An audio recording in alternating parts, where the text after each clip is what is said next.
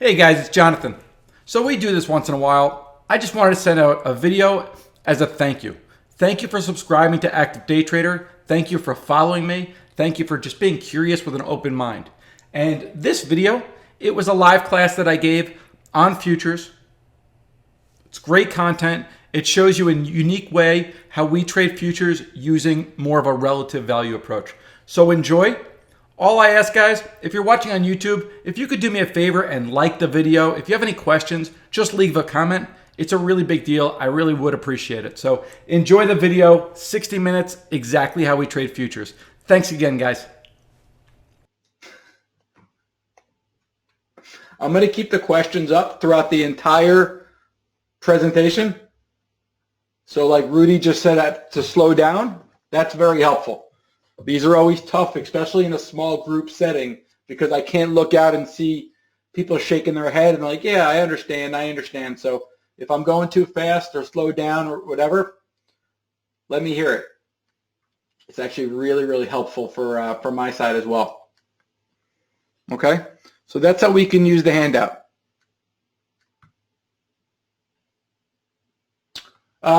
Lisa, why 7?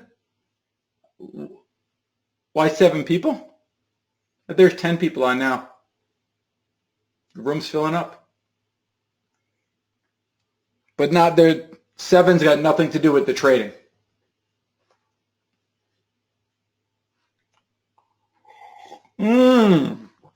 Thank you. 7, okay. 7 for 2017. So if we want to look at the December contract, December is going to be, well, this one you see it doesn't have a December contract. It's got an X, which is November. I'm not sure if November's closed yet. It probably hasn't. So we could put an X, but then we would press 6. Okay? That's going to be important for futures.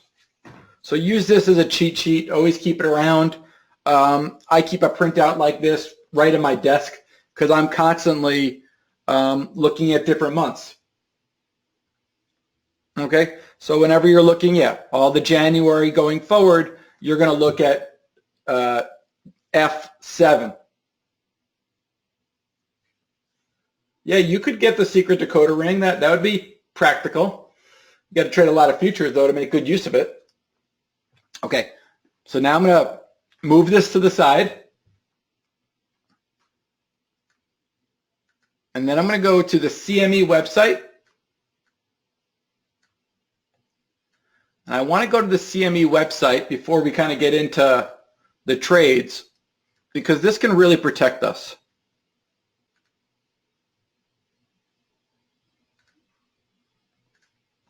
So here's the CME website.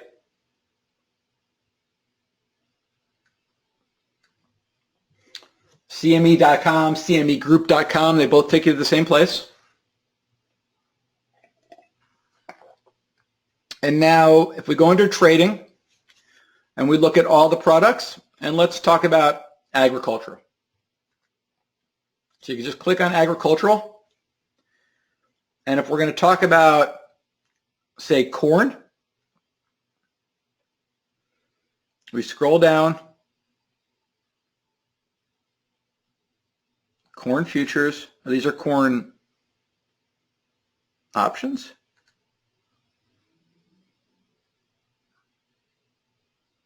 Okay, these are corn options.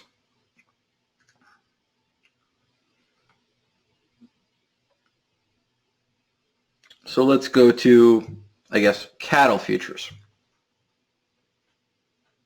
So the key here is we want to be able, we need volume, right? So you always want to go where the volume is. So right away, and let me just move this to the side.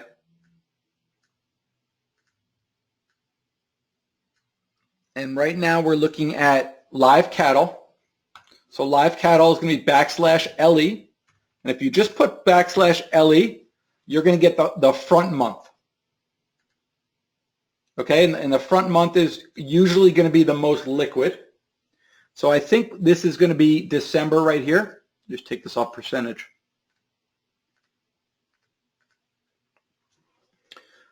So this is going to be December. And so what you can see is December has got 20,000 volume. Okay? February's got 10,000, and then it drops off significantly. The only thing that you'd really want to trade in live cattle is either December or February. It used to have all the volume in October and December, but obviously as we move forward, those contracts expire, and then we have to go on to the next contract. But whatever you're going to trade, whether it's live cattle, whether it's corn, S&P futures, it's all the same. I really want to encourage you to always go and just double check the volume. Okay? Ideally, you want to be in where the volume's going, not where the volume's leaving. So right now, live cattle is going to be December and February. So that could be LEZ6 is December. And then February, live cattle does not have a January contract. February, we go to our symbol, and the symbol is G, right? So we have G, and that's going to be LEG7.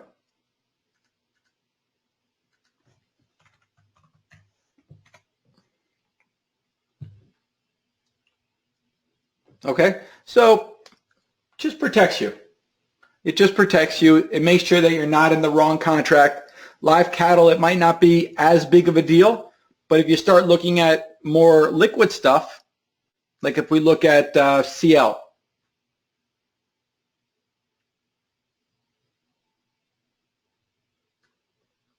I have to get out of here to get the CL. Probably have to get out of ags if we're going to go to energy. Click on crude oil futures, volume,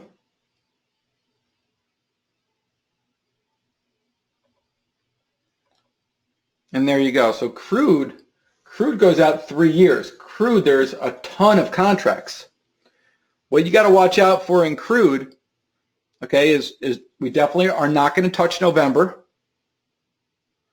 And December, there's a lot of volume, but January there's a lot of volume too. February there's a lot of volume, but in the next week or next 2 weeks, the open interest is going to go down in December and up in January. So for me, if you look at the change over here, you see December is going down and January is going up. Watch out for that, because if you're trading this in a week, you're probably going to want to trade January rather than trading December.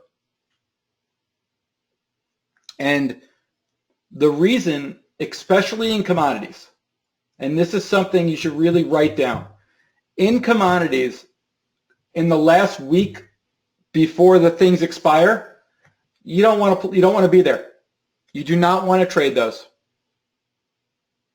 Okay?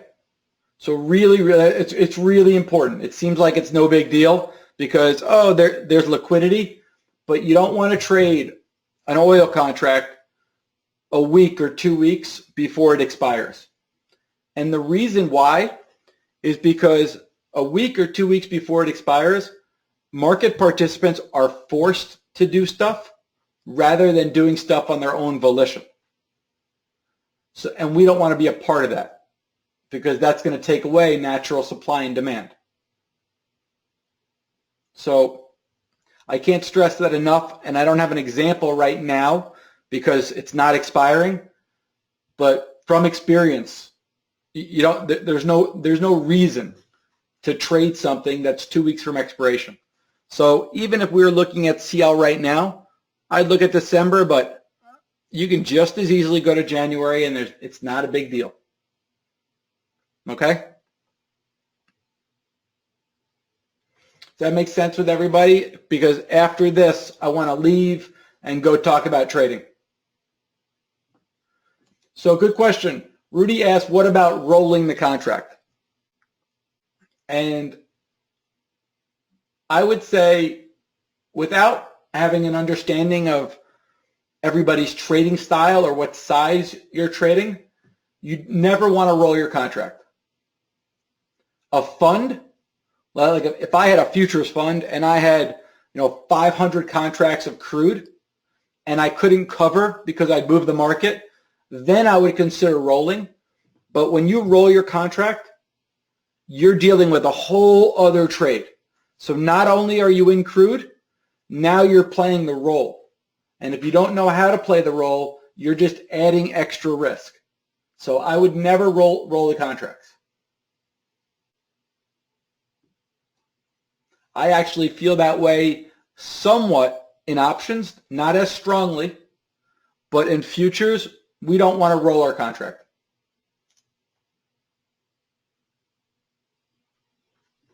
And again, a lot of these things in futures, I have rules because I've seen what happens.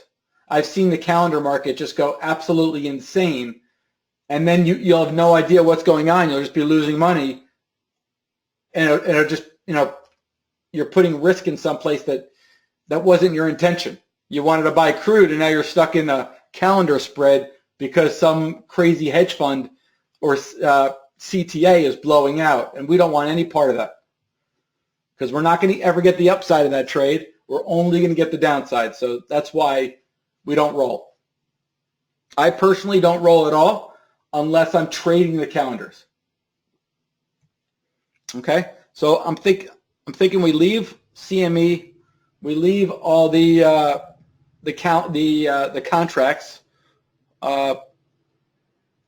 Hopefully this makes sense for everybody. Okay, just check your volume. Good, good, good.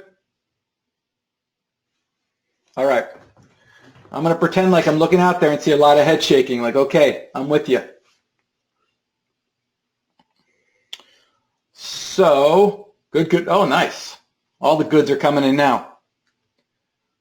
So, is there any sector that sparks your interest the most? Out of all these, where should we start? And let me also tell you, I don't have an opinion. I don't really have an opinion about any of these. The plan that I had today was I want to show you how I would analyze them. Okay? So I got one crude and one corn and one coffee.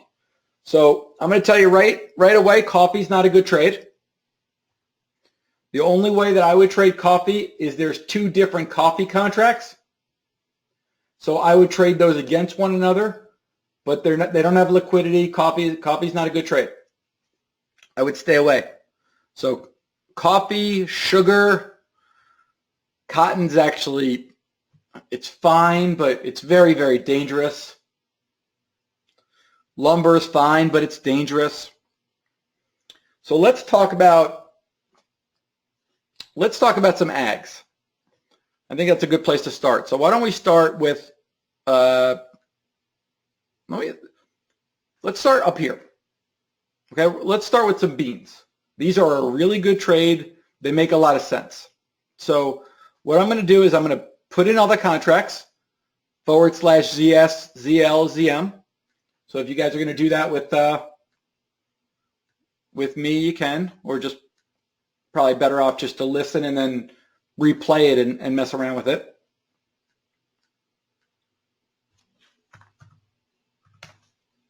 And so I'm just going to plug them in. So this is going to be soybean futures. Now, if we just look at soybean futures, I know a lot of people like to use technicals and like to form an opinion. So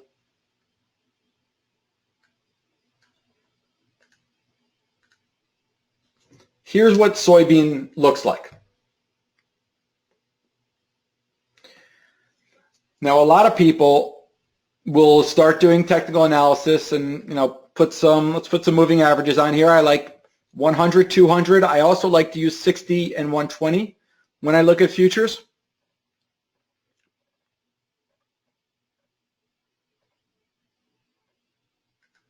So I'm just going to put on 100 and 200 to keep things nice and simple.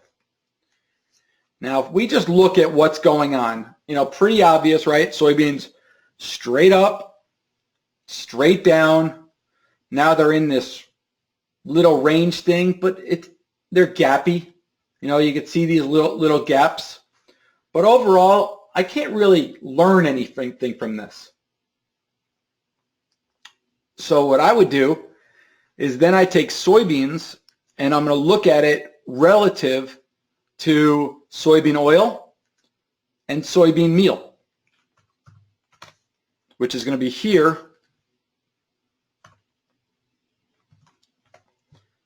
and here. I'll put them all on an hourly. And what I want to do is these guys are correlated.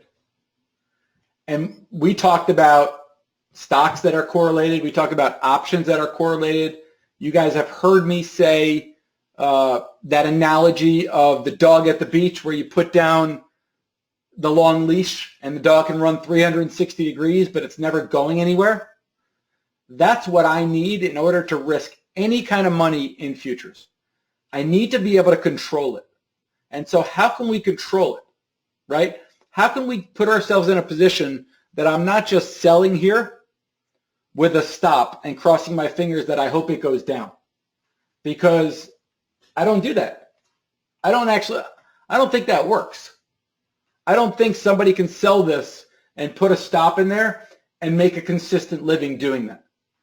At least I've never seen that person, ever. So what I'm going to look to do, I have soybean futures here. As you guys have seen me do in other markets, I'm going to do the same thing here, and I'm going to compare it. And let's see how it looks against soybean meal.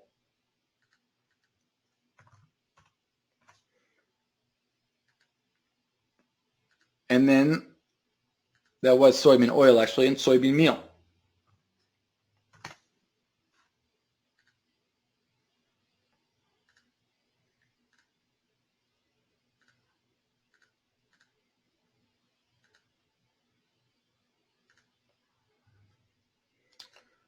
We want to start with the most amount of data. You want to see what's going on. You want to see a bigger picture. So that's what it looks like on a bigger picture. But most important is that you can see the relationship between the two. Now, if we're just looking at these lines and we see, let's just talk lines, a blue line, a yellow line, and a green line. In your opinion, which lines are the most correlated? Which ones know each other the most? Which ones are pushing and pulling off each other the strongest?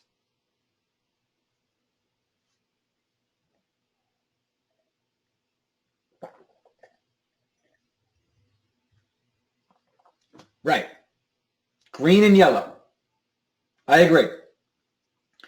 So again, I didn't prepare to, pardon me, my little 7-year-old is trying his best to get me sick, and I'm not happy with him. So this is the first time I'm doing this. I didn't prepare. I didn't want to come in here with any kind of bias. I kind of wanted to organically happen here. So I agree, yellow and green. So what I would do right away is notice that the soybean oil is going to be the light blue. Let's kick him off. I'd rather just trade that. Now if I start drilling down, actually, if you want to go back here, right now, we can probably say, and I'm writing this down myself, based upon this, that soybeans are expensive relative to soybean meal.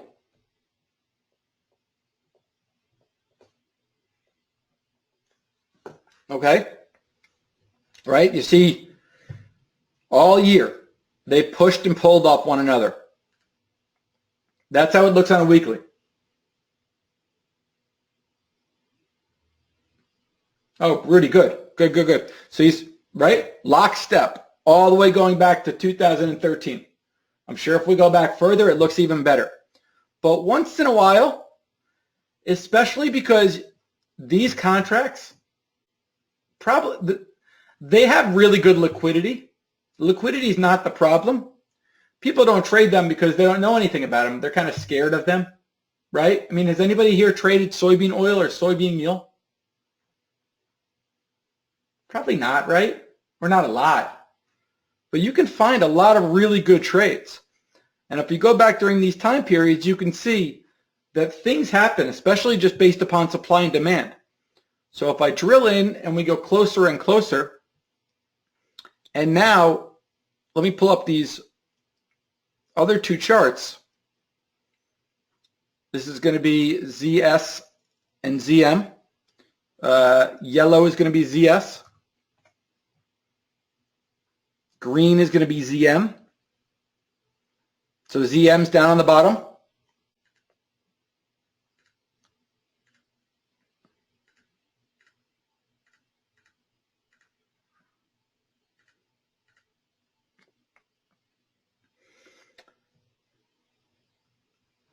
Okay, and so now let's put these on a shorter term time frame.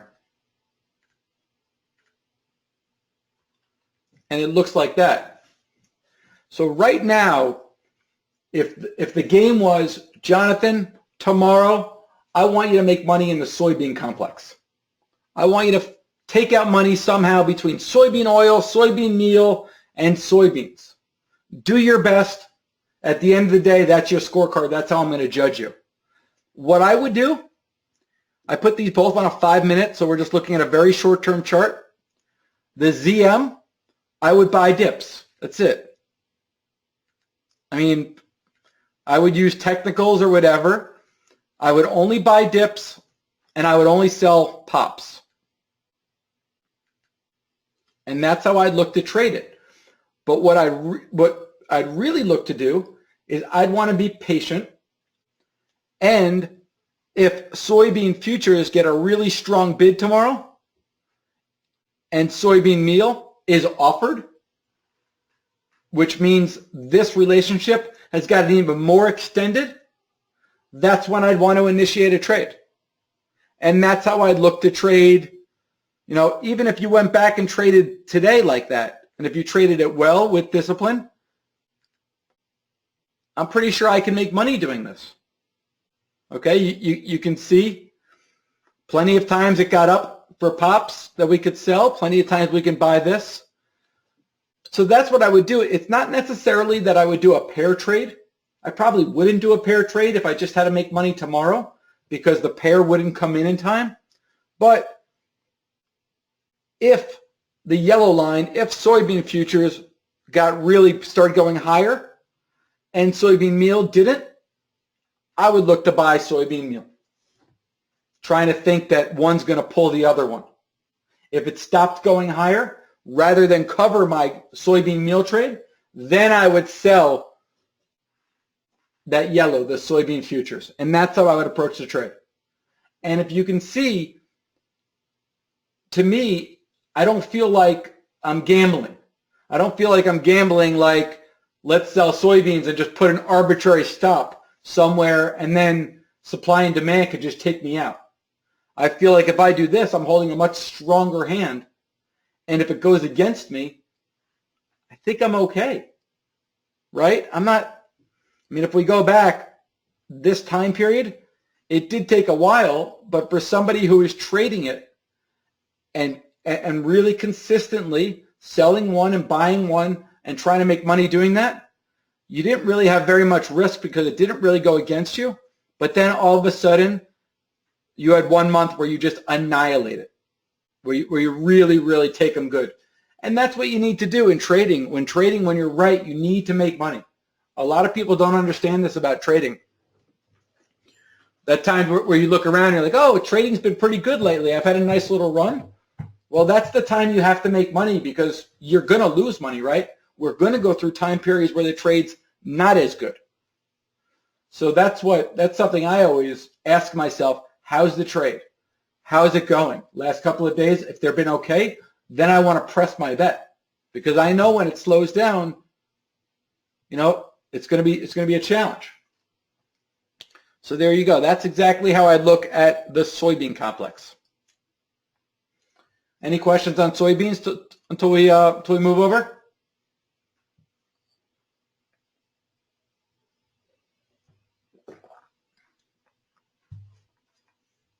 No? Okay. Is this making sense? Are we seeing how I'm tying it down? My main concern, guys, is always managing my risk. That's the only reason I'm doing this. I want to find a way that I can be really, really aggressive. And the only way I can be really, really aggressive is if I trust my trade. And so that's why I always need to do this kind of analysis. Because I got to put on a trade, and I'm trading a lot of different things. That's why I go through. It's all to manage my risk. Once I can control my risk, then I can have some fun trying to make some money. But if I can't control my risk, I'm never going to be confident. I'm never going to be able to hold through tough moves.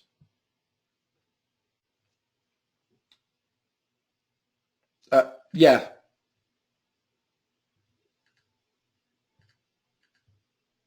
There you go. I had it on 15-minute. Now they're both on 5-minute. Okay? So that's how I look at it, though. But the key is this.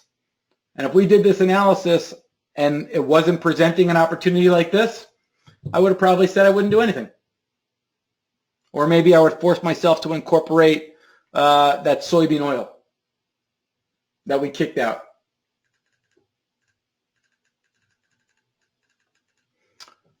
Okay. Let's go on to, you want to do hogs or energies? And then we'll do indices after that. We'll definitely get the indices.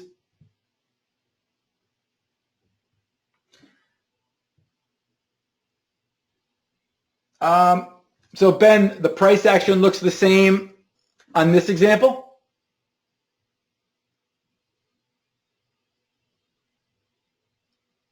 The price action looks the same, but you see here, they're correlated. And right now, there's a big difference between their returns. Right here, this price action is not the same. This is a monster trade right here. Same thing will happen here. These are going to come together. It's just a matter of when. Okay? Rudy saying his issues with the crop report. Well, the way I look at numbers like that is I really don't. Don't let it affect you so much. Now, if you just had one side of the trade, yeah, you don't want to speculate going into a big number. But if you are trading the relationship between the two, a crop report is just going to give you opportunity. Right now, if a crop report came out, I would be looking to sell the yellow and buy the green, as long as this relative relationship still held true like this. As long as if it came back and the yellow plummeted and the green rose, I wouldn't do anything.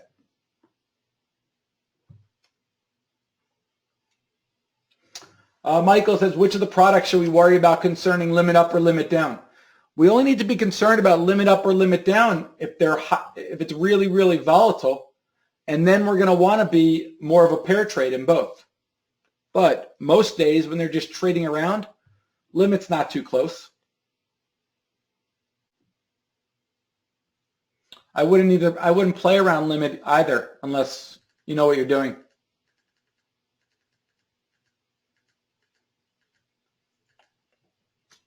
Okay, let's scoot over to the energy world.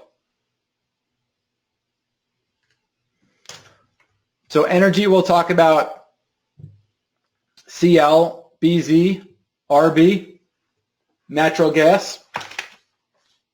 Did you guys see my video last night on the crack spread?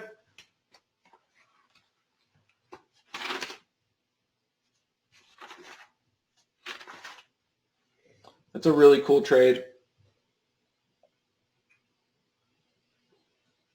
Okay, so my biggest thing whenever I'm trading oil, let me just take this off.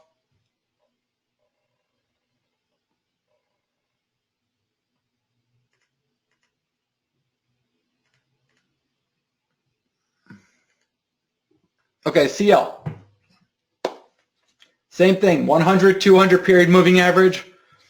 I know some people out there are saying a double top, we should sell, blah, blah, blah. I'm never going to do that. It's not enough. Okay? If I have a bias and I want to sell, sure, maybe I'd wait to a double top. But I'm not going to do the trade on my own. It's not enough information for me to be really confident with. So whenever I'm looking at oil, the first thing that I want to ask myself is which oil? You know, which oil are we going to do? CL right here. This is U.S. oil. WTI, U.S. oil. So if I take away these moving averages, right there, so there's three main oil contracts. There's WTI, which is CL. There's Brent, and there's Oman. We're not going to talk about Oman. I think that's traded on the Eurex. But we are looking at CL, which is WTI, and Brent, which is going to be BZ. Brent's BZ. Now the difference between these two contracts, the actual oils, there's little differences in the quality of the oil, but the BZ is found in the North Sea. So that oil is all moved by boat. So it's a lot cheaper to move BZ than it is to move CL. CL is US. It's moved by rail. It's moved by truck. It's expensive. So there's usually a little bit of premium in CL. Now, whenever I'm trading these guys, let me just take it off a percentage here.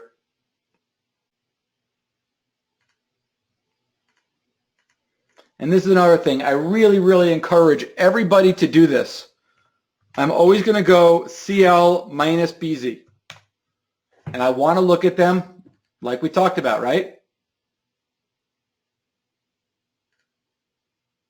It's just about making better decisions. If we want to sell oil, that doesn't mean we just go sell oil. We have to find the right oil contract to sell. So right here, this is the difference. All I did was CL minus BZ. Nice and simple, right? And you can see all year, it's gyrated in price, but overall, it's come right back to the middle. It really hasn't gone anywhere. So the way that I would look at this is just draw some lines that don't mean anything. They're not really support and resistance, but I look at them as like a rubber band, okay? Like it's pulling, pulling, pulling, but inevitably going to go back together. So if we look at the relationship between CL and BZ and it gets high, CL is expensive, but it's expensive relative to BZ. It doesn't mean that it's just expensive, okay? So here, if we wanted to buy oil, we would want to buy BZ. Here, if we wanted to buy oil, we'd want to buy CL. And so that's how I would start backing into the trade. Right here, it's kind of no man's land. Right now, I'm a little bearish oil. I'd probably rather sell CL than BZ just because of the strong move that it's made. This is always going to be the first step that I take in any oil trade.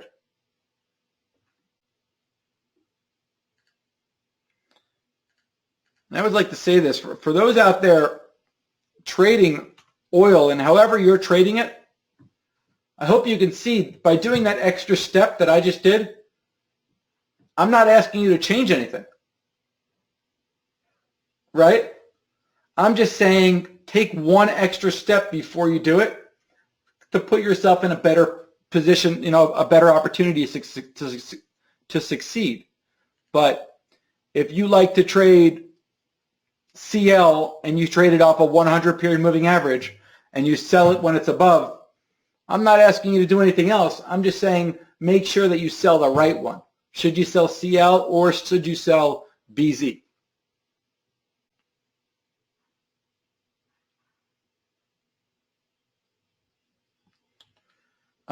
Okay, so that's an overview of how I look at oil. I don't want to go too much into the crack spread because that's going to be a much longer lesson. This is a good way to trade oil too. For those who've taken the bond boot camp, you'll recognize this trade because we can do it in oil as well. So the oil has a curve. There's an oil curve. And a curve means because oil trades every month out to 3 years, we can look at oil every month out to 3 years. So just looking at my symbols here. So if we look at CL minus, and this is going to be December CL minus, let me just, now I'm going to go here because I want liquidity. This is crude. We got liquidity all the way out to June, right? We even have liquidity down here in December. So I have liquidity in June. So if I look at the June contract, CLM7.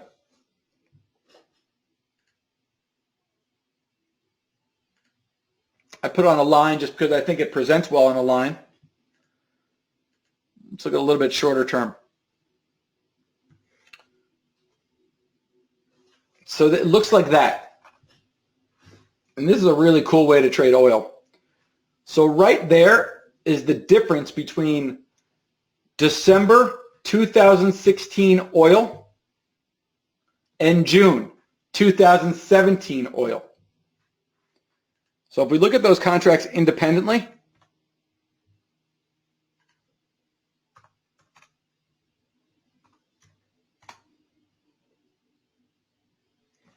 they look like that. And the difference between those is the difference between the spread. You see? -3. The difference between these two is going to be -3. You notice the longer dated is more expensive. Lots of reasons why it's more expensive. One being storage. Who's going to hold it, right? You got to pay to hold it. It's more expensive. It's not always more expensive, but right now it's more expensive. Is everyone following along exactly what this chart is? It's the difference between December 2016 oil, which we see on the upper left, and June 2017. And for those who have taken the bond classes, that's exactly what we do between the 2-year and the 30-year. We look at the difference.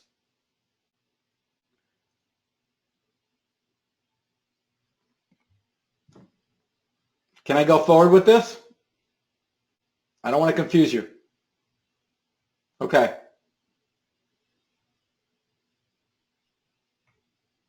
Okay, good. So now what we can do is if we know the difference between oil now and oil in June of 2017 is $3, right? We know that. That's in front of us. We see that. What's the difference between now and March?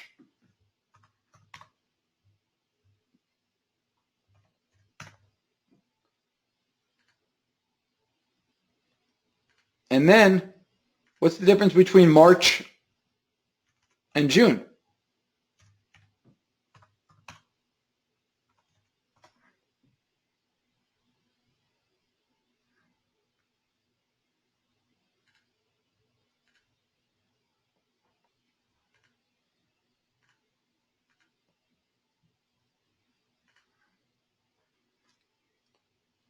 So right here, this is December 2016.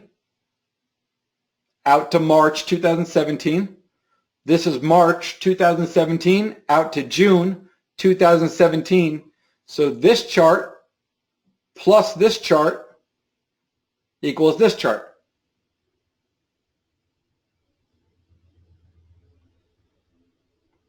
You guys see that? Where we could see the relationship. So we know that there's a big difference between the two. But what we can see is the difference, it's all in the front. It's all from December to March. From March to June, it's actually weak.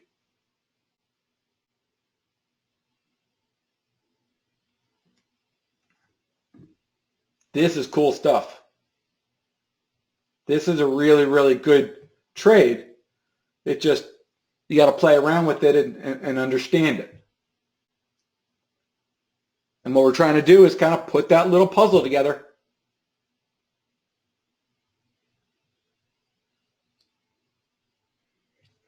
Okay? Interesting way to look at crude. Very different. But remember, we can do this with crude or we can do this with Brent. But these trades are especially good or have a higher probability when that CL and Brent really get off value and start moving independently to one another.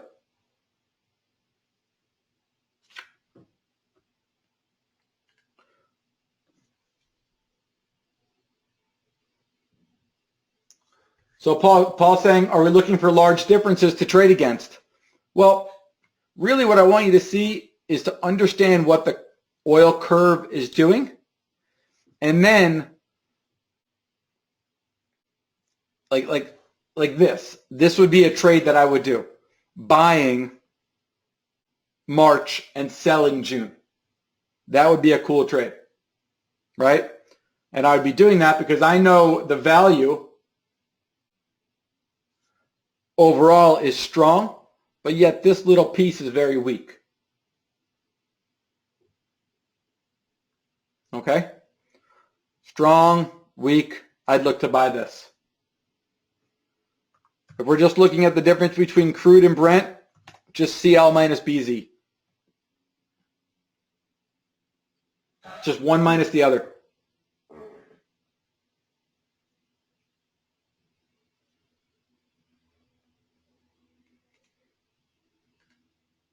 So let's go look at those indices. Now the indices too, we can look at relative value, but not as strong. CL, yes. CL, BZ, it's a return to the mean. Just wait until it gets extended, and yes, it's a return to the mean. You know, over the last 20 years, the difference has gotten a lot smaller because the U.S. is doing its best to be less dependent on oil. The Permian Basin in Texas is a real hot spot. So that's why. But it used to be all North Sea oil until the U.S. has gotten their oil game up quite a bit over these last, 10, 15 years. So S&P futures,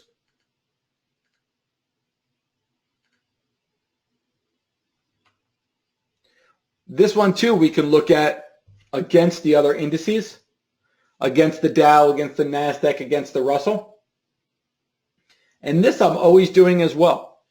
Now it's not going to have as strong of a correlation as oil and oil or soybean meal and soybeans, but they're going to be close, right? Overall, everything's kind of moving together.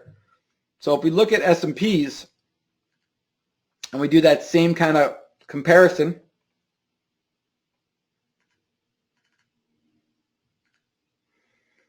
and then we look at the Dow,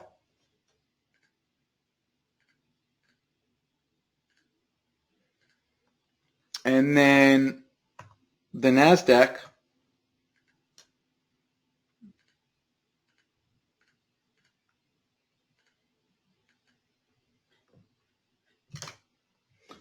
The key here with these, whenever you're overlapping, which I probably said on a few different presentations, is you need to do price as a percentage. That's why I could always do this, because I'm starting them at the same point.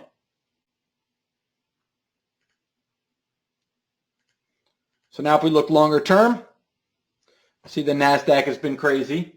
Understandable, right? Technology. But if we look shorter term,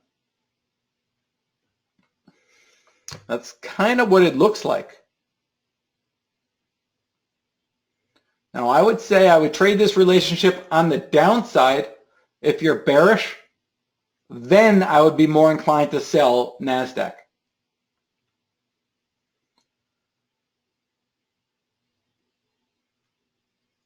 The S&Ps and the Dow have a really, really tight relationship. This is going back using a lot of data, but this is a great way just to find different equities as well, different trades to make, because I'm not so sure I'm bearish NASDAQ based on this, but trading these two relative to one another, I would definitely be open to. So that would be looking for cheap stocks to buy in the Dow while selling stocks that are closely related to the S&Ps. And at least that way we're getting into the trades with some substance, right? With something behind it more than Fibonacci or whatever. Indicators, blah, blah, blah. So take off the NASDAQ, because the NASDAQ we can just see is just not very correlated. So I would just remove that. If you see something like that stands out like this, just get rid of it. Let's look at the Russell. Excuse me. So the Russell is going to be TF.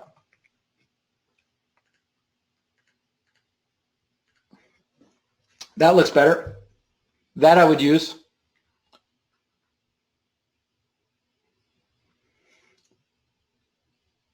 And again, I mean, Russell to Dow. But then you can back into it. Like if you wanted to trade futures, you could do the exact same exercise that we did earlier with beans, where you put them next to each other. And then you're just looking for opportunities. If the Russell pops up and goes higher and the S&Ps don't, or the S&Ps go lower, that's a good trade. It's probably not going to be like that for that long. You know, the same thing if we go back a month trading this relationship, looking to buy on dips and sell on pops. That's a good way to trade these things. Sorry guys, I have to cough again. Try to step away as far as I could. Yeah. So that's exactly what I would do. Did this, then we'd put up the Russell, TF, take it off these lines.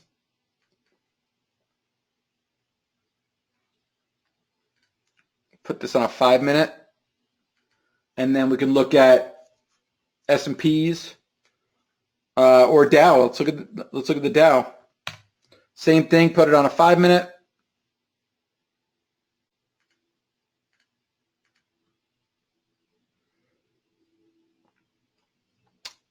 And then, so TF would be the green. So green is yellow. It's like opposite, but, and then I would just look for areas to sell if we can buy. So if all of a sudden the Dow starts getting hit first thing in the morning and the Russell is strong, that would be a trade. And that's how I would always trade these. Same thing if you like trading gaps, for example. Gaps up, the gap gets covered, and if that's a reason for you to do a trade, now wait until that Dow goes upward and then sell. Have another reason for doing it. Allow two different things to line up rather than just jumping in there. I Think if everybody was just a little bit more patient. One extra checkpoint. We'll all do a lot better. Okay? Same thing tomorrow if Russell rips higher. Dow doesn't. Probably want to buy the Dow. We know the Dow is cheap relative to the Russell. Just wait for one to confirm the other. Again, you can do them as a pair. You don't have to. You can do them with stocks. You can do them with options. It's just about finding a way to start developing your opinion. And then once you have your opinion, stick to it. So Lisa's saying, do you trade at the same time or wait for the second? It depends what you're looking to do. For me, I like putting on trades and then I'll just hold them. I'm going to trade, like I would trade this and just put the position on and hold it. Maybe make some trades if I'm in front of my computer, but I'm not a big fan of just trading futures all day. I'd much rather put on a position and look to diversify my trading account by looking at different products. If I was just trading futures though, I would trade one against the other. And one against the other meaning if Russell popped and Dow didn't, I would just do the Russell. And then if Dow started going higher, then I might buy the Dow knowing that I'm on the right side of the trade, knowing that I have this as a little quasi-protection. But I probably just do one and just monitor the other. If the other one starts going down and we shorted, I would be more patient. I would feel like, okay, I'm right. Let's let this trade work. If I got short on the Russell and the Dow started ripping higher, I'd cover. Take a loss or jump in and buy some of that Dow.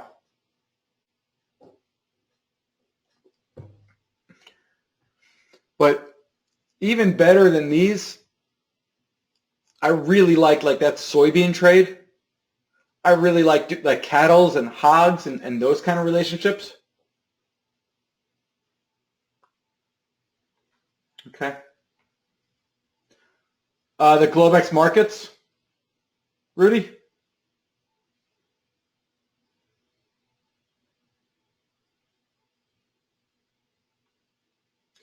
Paul, there's seasonality in ags for sure. I don't trade very much up seasonalities. I do a little bit. I look at everything relative value. But there's seasonality in ags, but you need to make sure that your time frames of your trading matches up with your time frame of your analysis. So if you're going to play seasonality, that might take a month or 2 months to play out.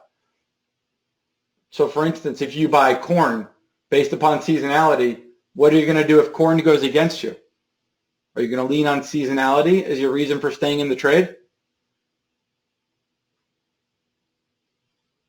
Yeah, right. So that would be my problem with a lot of the seasonality trades. What am I going to do if it goes against me?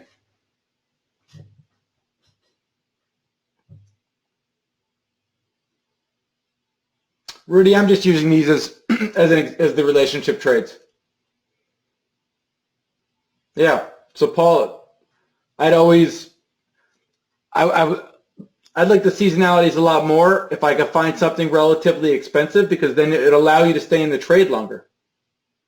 But I don't know what to do if I'm just long corn based upon seasonality and it goes against me. Right? Am I just going to call uncle? That's not fun. So that's why I don't really do trades like that. I always put myself in position, I guess. It's interesting. Ever since I started active day trade, I've learned a lot more about my own trading because I'm talking about it all the time. But I'm always thinking about worst case scenario, like that question right there. The first thing I went to was, what do I do if it goes against me? Yeah, no, we tried to do that. I like the idea, but I'd much rather find a reason. I need something to tie it down. So I'm always thinking worst case scenario, and it's the very reason why I don't sell naked options, because I've gotten really hit doing that. The first time selling naked options, I got really hit. I remember it was an energy stock. It was trading like at 45, and they were really expensive, like 51, 52 calls that I was selling for like $1, $1.20, just over and over. And I just couldn't figure out why it was so expensive. And the thing ended up opening at like $60, and I lost just more money than I felt comfortable talking to my wife about. And so ever since that, I don't want to live like that. I'd rather, it may come off as a more conservative approach, but that's kind of like what I'm looking to do. I kind of think of myself as a casino, and I just want to be in good odds over and over and over again. And then, yeah, once in a while we'll get some big trades here and there, but I just want consistency. I'm not looking to be a hero. I'm looking to to still be doing this 10 years from now. It's definitely, yeah, it's the way to keep playing, but that doesn't resonate with a lot of people. Heck, I was speaking at one of these trade something with 8 speakers, and the person before me was saying that if you're not making 5% a month, then you're not doing well. Like, you shouldn't be doing this. And then I took out my calculator, and I'm thinking, if I made 5% per month compounded for 5 years, that takes $1,000 and turns it into like 500,000. I mean, it's so ridiculous. So it's tough not to get caught up in that, but then I see the marketing stuff that goes out to everybody, and that's why some of these guys get a lot of sales. But if you think about what they're saying, like, sell here, buy here, I just made $300, but why? Tell me why. Why did you sell there? What was the reason? And that's the question that nobody can seem to answer. Tell me why you're in that trade. And that's, whoever you're learning from, obviously thrilled that you guys are here with me, but there's a lot of people presenting out there. Make sure they answer why. Because without why, it's all fluff. Hopefully you guys liked it. I got some really great feedback about that last class. I know a lot of people like going through and seeing how those trades develop.